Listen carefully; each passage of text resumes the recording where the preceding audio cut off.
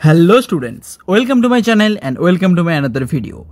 আজকে আলোচনা করব ক্লাস 12-এর থার্ড সেমিস্টারে তোমাদের যে ইভিএস রয়েছে সেই ইভিএস থেকে টপ 50 এমসিকিউ, কোন 50টা এমসিকিউ করলে কিন্তু তোমরা এখান থেকে 40-এর মধ্যে 40 পেতে পারো, সেই এমসিকিউগুলো দেখে নাও। তো এখনও যারা আমার চ্যানেলটিকে সাবস্ক্রাইব করোনি অবশ্যই আমার চ্যানেলটিকে সাবস্ক্রাইব করে দিও। তো দেখে নিই তোমাদের জন্য কোন কোন এমসিকিউগুলো খুবই গুরুত্বপূর্ণ। প্রথমে যে প্রশ্নটি রয়েছে, একক সময়ে একক অঞ্চলে উৎপাদক সালোক সংশ্লেষের মাধ্যমে যে জৈব বস্তু সংশ্লেষ করে তাকে কি বলা হয়? এখানে সঠিক উত্তর হলো জিপিপি, অর্থাৎ মোট প্রাথমিক উৎপাদন। এখানে তোমাদের 4টি অপশানের মধ্যে যেই অপশানটি সঠিক হবে সেটি শুধুমাত্র তোমাদেরকে মেনশন করে দেওয়া হবে, না হলে ভিডিওটি কিন্তু অনেকটা লেন্দি হয়ে যাবে। তারপর 2 নম্বর দাগে যেটি রয়েছে জিপিপি, এই জিপিপি কথার অর্থ কী? এই জিপিপি কথার অর্থ কিন্তু option B, gross primary production. আবার অনেক জায়গায় লেখা থাকবে গ্রস প্রাইমারি প্রোডাক্টিভিটি, দুটোই কিন্তু ঠিক। এরপর 3 দাগে যেটি রয়েছে এনপিপি, এই এনপিপির অর্থ কী? এই এনপিপির অর্থ হলো তোমরা শ্বসন ক্রিয়ায় শক্তি ক্ষয়ের ফলে অবশিষ্ট যে মোট প্রাথমিক উৎপাদন তাকেই সাধারণত বলা হয় এনপিপি। তারপর 4 দাগে কেঁচোর মাধ্যমে ডেট্রিটাসগুলি ছোট ছোট খণ্ডে ভেঙে যাওয়ার পদ্ধতিকে কি বলে? কেঁচোর মাধ্যমে খণ্ডে ভেঙে যাওয়াকে বলা হয়, যেহেতু খণ্ডে ভেঙে যাচ্ছে তাই সঠিক উত্তর হলো এখানে ফ্র্যাগমেন্টেশন। এটা কিন্তু ফ্র্যাগমেন্টেশন লেখা আছে, এটি সঠিক উত্তর হবে ফ্র্যাগমেন্টেশন। তারপর 5 দাগে বাস্তুতন্ত্রের বিয়োজন সংক্রান্ত অধ্যয়নকে কি বলে?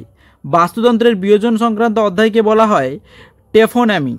এবার 6 দাগে ছত্রাক ও ব্যাকটেরিয়ার হলো একটি কি উৎপাদক, খাদক, বিয়োজক না সর্বভুক? সঠিক উত্তর হলো তোমাদের বিয়োজক। তারপর নিমাটোডা কি? নিমাটোডা মনে রাখবে, নিমাটোডা হলো একটি ডেট্রিভোর। তারপর 8 দাগে যে সকল জীব দ্বারা ডেট্রিটাস বিশ্লিষ্ট হয় তাদেরকে কি বলে? তাদেরকে বলা হয় বিয়োজক।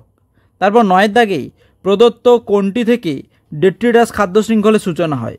সঠিক উত্তর হলো এখানে মৃত জৈব বস্তু। তারপর 10 দাগে যদি তোমরা দেখো রয়েছে একটি গুরুত্বপূর্ণ উপাদান, গুরুত্বপূর্ণ প্রশ্ন, বাস্তুতান্ত্রিক দক্ষতার ধারণার প্রবর্তককে। এই বাস্তুতান্ত্রিক দক্ষতার ধারণার প্রবর্তক হলেন বিজ্ঞানী ল্যান্ডম্যান। এবার 11 দাগে কোন বিজ্ঞানী প্রথম বাস্তুতান্ত্রিক খাদ্য পিরামিডের ধারণা দেন?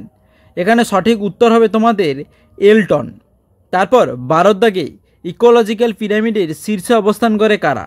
ইকোলজিক্যাল পিরামিডের শীর্ষে কিন্তু অবস্থান করে যারা সর্বভুক তারাই, অর্থাৎ অপশান এ হবে সঠিক উত্তর। তারপর 13 দাগে খাদ্য পিরামিডের নিচের স্তরে থাকে কে? খাদ্য পিরামিডে কিন্তু নিচের স্তরে থাকে উৎপাদক। তারপর দেখে নিই 14 দাগের জীবভরের উল্টানো এবং বিপরীতমুখী পিরামিড দেখা যায় কোন বাস্তুতন্ত্রে? সঠিক উত্তর হলো অপশান সি, জলাভূমির বাস্তুতন্ত্রে। প্রদত্ত কোন পিরামিডটি সর্বদা ঊর্ধ্বমুখী? এখানে সঠিক উত্তর হবে তোমাদের রয়েছে শক্তি, জীবভর, সংখ্যা এবং উপরে সবকটি। সঠিক উত্তর হলো শক্তি। তারপর 16 দাগে পুকুরের বাস্তুতান্ত্রিক পিরামিডের সর্বোচ্চ সংখ্যায় কি উপস্থিত থাকে? সঠিক উত্তর হলো ফাইটোপ্ল্যাঙ্কটন। তারপর 17 দাগে বায়োমাসের একক কী? এই বায়োমাসের একক হলো কিলোগ্রাম বর্গমিটার পার বছর। তারপর 18 দাগে বায়োমাসের এককের নাম কি? এখানে দুটো প্রশ্ন একসাথে দেওয়া রয়েছে, তাই আমরা একদম 19 দাগেরটায় চলে যাচ্ছি। 19 দাগে রয়েছে জীবভর, এটা জীবভর লেখা আছে। জীবভর পিরামিডে সর্বোচ্চ স্তরে জীবের সংখ্যা কেমন থাকে? সবসময় মনে রাখবে সর্বদা কিন্তু সর্বোচ্চ স্তরে জীবের সংখ্যা কম থাকে। তারপর 21 দাগে শক্তি পিরামিডের একক কী? শক্তি পিরামিডের একক হলো calorie per metre square per year. তারপর 22 দাগে প্রদত্ত কোন বাস্তুতন্ত্রে জীবভর সর্বাধিক? অরণ্যের বাস্তুতন্ত্রে। অপশান এ হবে তোমাদের সঠিক উত্তর। তারপর বাস্তুতন্ত্রের প্রধান উপাদান কী? বাস্তুতন্ত্রের প্রধান উপাদান হলো খাদ্য শৃঙ্খল ও শক্তি প্রবাহ। তারপর 24 দাগে বাস্তুতন্ত্রের শক্তি প্রবাহ সর্বদা কেমন? সর্বদা মনে রাখবে বাস্তুতন্ত্রের শক্তি প্রবাহ কিন্তু এরকম একমুখী, কখনো কিন্তু এরকম রিটার্ন করে না, তাই এখানে সঠিক উত্তর হবে অপশান বি, একমুখী। তারপর 25 দাগে রয়েছে ডেট্রিটাস খাদ্য শৃঙ্খলের মূল প্রজাতি কোনটি? ডেট্রিটাস খাদ্য শৃঙ্খল মানেই মূল প্রজাতি হলো বিয়োজক। তারপর 26 দাগে বলেছে নিম্নলিখিত কোনটি? এটি কিন্তু তোমাদের এখানে বানানটা ভুল দেওয়া রয়েছে, এখানে সঠিক বানানটা হলো কোনটি। এবার তোমরা দেখো নিম্নলিখিত কোনটি তৃণভূমির খাদ্য শৃঙ্খল? নিম্নলিখিতগুলির মধ্যে তৃণভূমির খাদ্য শৃঙ্খল মানেই এখানে সঠিক উত্তর হবে অপশান ডি, তৃণ ভূমি, সেখান থেকে ঘাস ফড়িং, সেখান থেকে ব্যাং, সেখান থেকে সাপ, সেখান থেকে বাজপাখি। অপশান ডি হবে সঠিক উত্তর। এখানে অ্যারোগুলো তোমরা দিয়ে দেবে। 27 দাগে রয়েছে একটি বাস্তুতন্ত্রে খাদ্য সম্পর্কের আন্তঃসংযুক্ত জালককে কি বলে? খাদ্য জালক। তারপর 28 দাগে রয়েছে লিন্ডেম্যানের সূত্র অনুসারে একটি ট্রপিক লেভেল থেকে পরবর্তী ট্রপিক লেভেলে শক্তি স্থানান্তরের পরিমাণ কত? সঠিক উত্তর হবে লিন্ডেম্যানের 10% ল আমরা সকলেই জানি, তো সঠিক উত্তর হবে 10%। অপশান এ হবে সঠিক উত্তর। তারপর 29 দাগে রয়েছে খাদ্য শৃঙ্খলে শক্তি প্রবাহের 10% সূত্রটি প্রবর্তন করেন কে? অপশান সি হবে সঠিক উত্তর, লিন্ডেম্যান। গ্রিক শব্দ ট্রফি, ট্রফি কথার অর্থ কী? সঠিক উত্তর হলো পুষ্টি সাধন।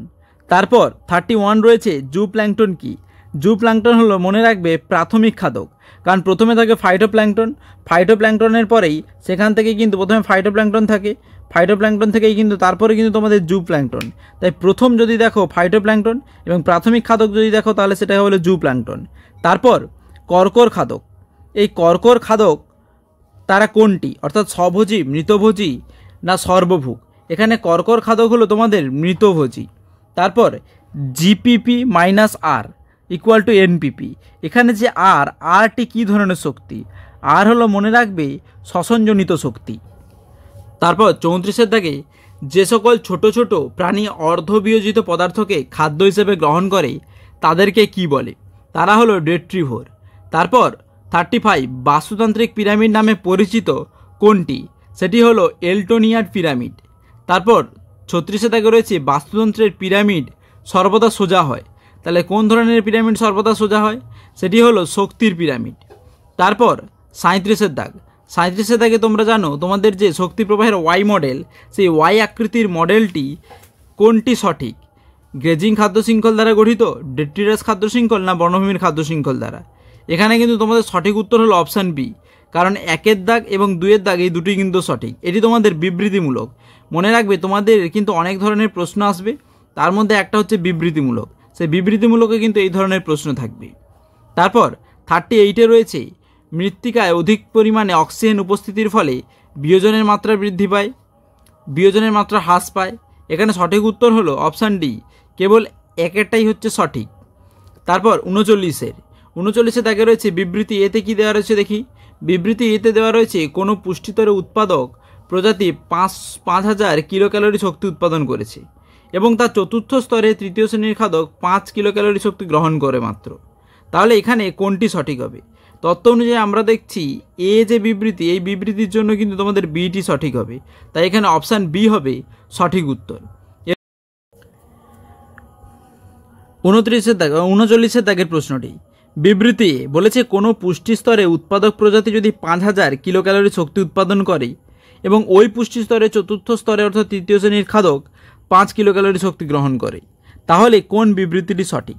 এখানে তত্ত্ব অনুযায়ী যদি দেখি আমরা, এখানে কিন্তু বি হবে, এটা 4 লেখা হয়ে গেছে। তত্ত্ব অনুযায়ী এ বিবৃতির জন্য কিন্তু বি বিবৃতি সঠিক, তাই অপশান এ হবে সঠিক উত্তর। এই ছিল তোমাদের এই যে অংশটি, এই টপিক থেকে কতগুলি গুরুত্বপূর্ণ প্রশ্ন। তো এখনও যারা আমার চ্যানেলটিকে সাবস্ক্রাইব করোনি, অবশ্যই আমার চ্যানেলটিকে সাবস্ক্রাইব করে দিও এবং বন্ধুদের মধ্যে শেয়ার করে দিও। যদি তোমরা আমার ফেসবুক পেজ থেকে দেখে থাকো তাহলে অবশ্যই সেটাকে ফলো করে দিও। এবং দেখা হচ্ছে তোমাদের পরের ভিডিওতে।